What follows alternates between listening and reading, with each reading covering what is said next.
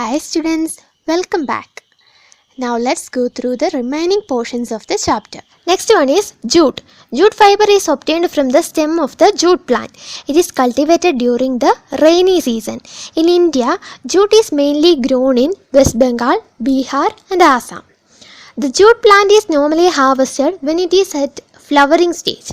The stems of the harvested plants are immersed in water for a few days. The stems rot and fibers are separated by hand. To make fabrics, all these fibers are first converted into yarns. How is it done? So, jute fiber is obtained from jute plant. Cotton balls were the fruit of the cotton plant, isn't it? So, we have discussed it now. Cotton balls were the fruit of the cotton plant. But jute is obtained from the stem of the jute plant. Jute is grown in West Bengal, Bihar and Assam in India. The jute plant is harvested during the flowering stage. Its stems are immersed in the water and after a few days the stems will be rot and the fibers are separated by the hands. Okay. So we have to collect this jute plant's stem and then have to immerse it in water. Then after a few days the stems will be rotted. And these rotten stems, from these rotten stems, the fibers are separated by hand. So moving on to our next portion, spinning cotton yarn. You can try making cotton yarn yourself. Activity 4. Hold some cotton wool in one hand, pinch some cotton between the thumb and forefinger of the other hand. Now gently start pulling out the cotton while continuously twisting the fibers. Are you able to make a yarn? So the activity is to hold some cotton wool and then pinch this cotton between the thumb and forefinger of the other hand. Then we have to pull it out and have to continuously twist the fibers. So we have to pull and twist the fibers. Then we will be able to make a yarn. Okay. So this is such a simple activity to show that we can make the yarn by ourselves.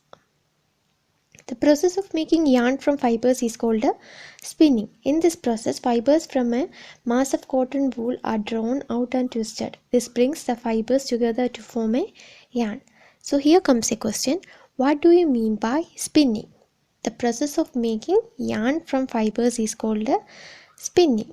Got it? Yes. So in this process, we have to pull a pinch of cotton wool out of this mass cotton wool and then have to continuously twist it.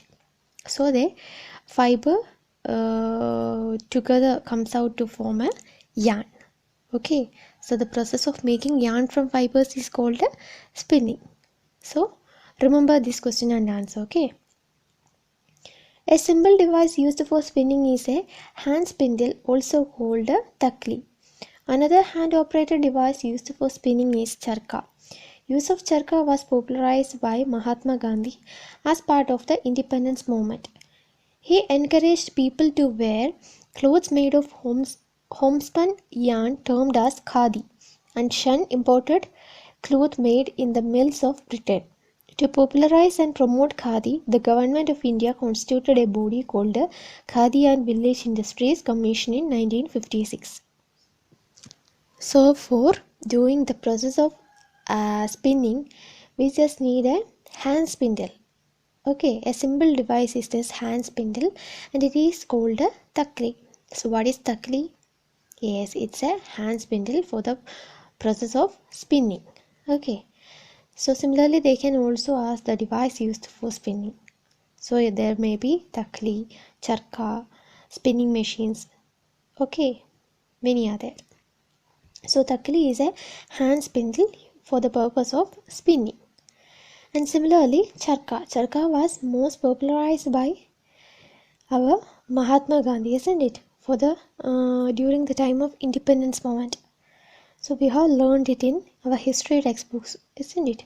So Mahatma Gandhi popularized the charkha in order to promote the clothes made in our homemade clothes rather than the clothes that are imported from the Britain.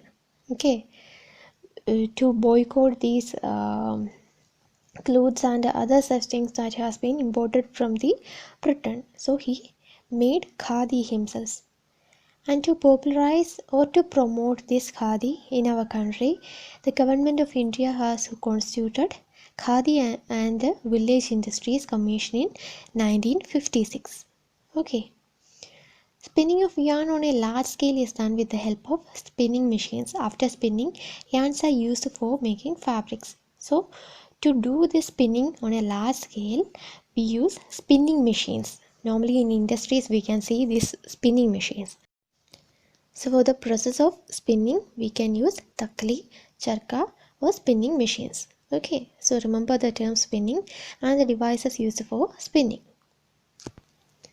Coming to the next topic, yarn to fabric. There are many ways by which fabrics are made from yarns. The two main processes are weaving and knitting. So now so far we have learned about spinning. That means the process of making yarn from fiber. Now let's learn about the process that involved to make fabric from the yarns. Okay, so there are two main processes. They are weaving and knitting. First one, weaving. In activity 2, you might have noticed that a fabric is made up of two sets of yarns arranged together. The process of arranging two sets of yarns together to make a fabric is called a weaving. Let us try to weave some paper strips. So, we know that weaving is a process of making fabric from yarns, isn't it? So in activity 2, when we closely observed a fabric, we have noticed that a fabric is made up of two sets of yarns arranged together. Okay, so the process of arranging two sets of yarns together to make a fabric is called a weaving. So here comes a question, what do we mean by weaving? The process of arranging two sets of yarns together to make a fabric is called a weaving. Okay. So weaving is one of the process involved in making the fabric from yarns. Now let's do one activity to know more about this weaving. Activity 5. Take two sheets of paper of different colors. Cut square pieces of length and width equal to 30 cm from each sheet. Now fold both the sheets into half. On one sheet, draw lines as shown in the figure 3.12 and on the other as shown in figure 3.12b. Okay. Cut both the sheets along the dotted lines and then unfold. Weave the strips one by one through the cuts in the sheet of paper as shown in figure 3.12c. Figure 3.12d shows the pattern after weaving the strips. So in this activity, we have to take two paper and cut it into square shape of 30 cm of side. Okay, then cut it into small strips as shown in the figure. Then we have to weave it in the pattern that's also shown in the figure. Okay, so this is a simple activity to show the process of weaving. Similarly, we are using two yarns to make the fabrics. In a similar manner, two sets of yarn are woven to make a fabric. The yarns are much thinner than our paper strips, of course. Weaving of fabric is done on looms. The looms are either hand operated or power operated. So here comes a question. The device used for weaving, which is that? Looms. So weaving of fabric is done on looms. They are of both hand operated and power operated. Both are there. So the question is, define the term weaving and also along with that the device used for weaving. Two questions can be asked from this portion. Okay, moving on to knitting. Have you noticed how sweaters are knitted? In knitting, a single yarn is used to make a piece of fabric. Have you ever pulled the yarn from a torn pair of socks? What happens? A single yarn gets pulled out continuously as the fabrics get unraveled. Socks and many other clothing items are made of knitted fabrics. Knitting is done by hand and also on machines. So here comes the process of knitting. Knitting is also a process of making fabrics from yarns. Okay, so in weaving we use the two yarns to make a fabric, but in this case for knitting only a single yarn is used. So here comes a question, what do we mean by knitting? When a single yarn is used to make a piece of fabric, the process is called a knitting. This is the answer. The question is, what do you mean by knitting? Answer is, when a single yarn is used to make a piece of fabric, the process is called a knitting.